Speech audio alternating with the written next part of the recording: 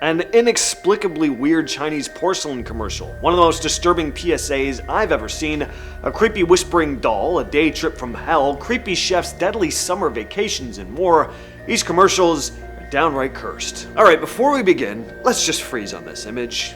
Just at 0 there. What in God's name is this? This image alone is enough to give plenty of people night terrors for weeks, and that's even before it starts moving. Yes, it moves. Prepare yourselves. So we got that part, and then the porcelain doll pulls out a firearm, points it at its own head, and, well, then we get this. Apparently that text reads something along the lines of, in order to be immortal, one has to self-destruct. Then we cut back to the now headless doll. The ad is super obscure. Wonder why. It comes from somewhere in China. Apparently it was for a department store selling porcelain. That's all I could find. That's all I really wanted to know. I don't think any context is going to make this any less strange. This Portuguese ad from 1999 has to be one of the most unsettling, dread-inducing, ickiest PSAs I've ever seen. It's titled Dolls. There's nothing explicit being shown, it's all in what's alluded to, but becomes sickeningly clear as the video progresses.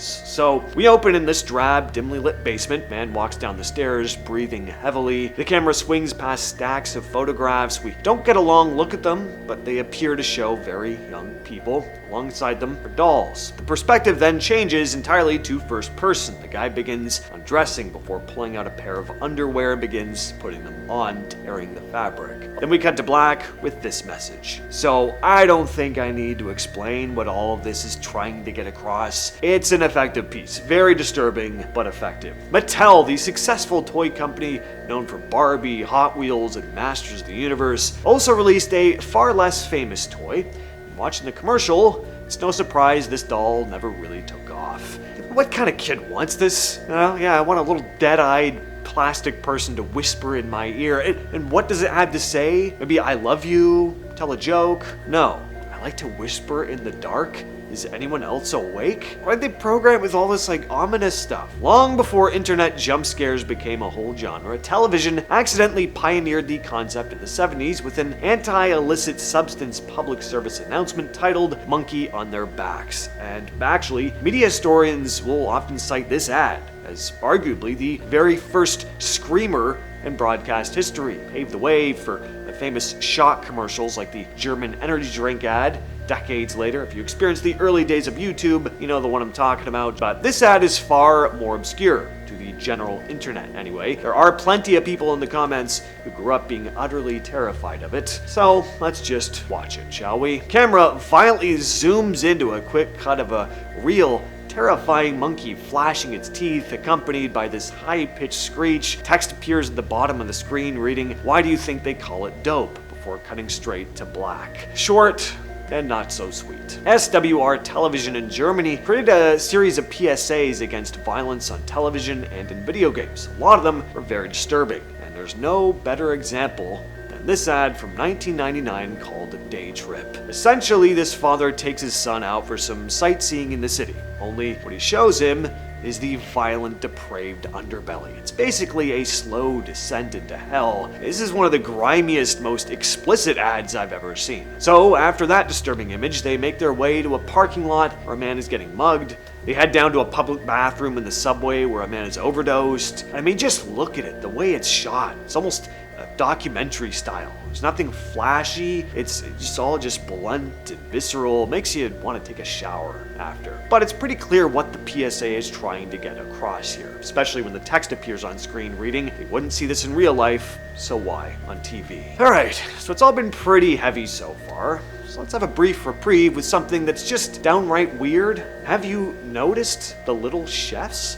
First of all, no, I haven't. Thank you very much. Second, those chefs, not so little. Those are full-grown chefs. I'd actually go as far as to say they're on the bigger side. And with the way their hats stick up, fully dressed in white, all lined up like that. They look like they're holding a KKK rally on the side of the road. I love breakfast food. This is not very appetizing. In 2000, Australia's Roads and Traffic Authority dropped a public service announcement titled Summer Holiday. It's more sad than disturbing, but the gut-wrenching conclusion comes out of nowhere, and because the ad is so realistic in how it's shot, it's pretty effective.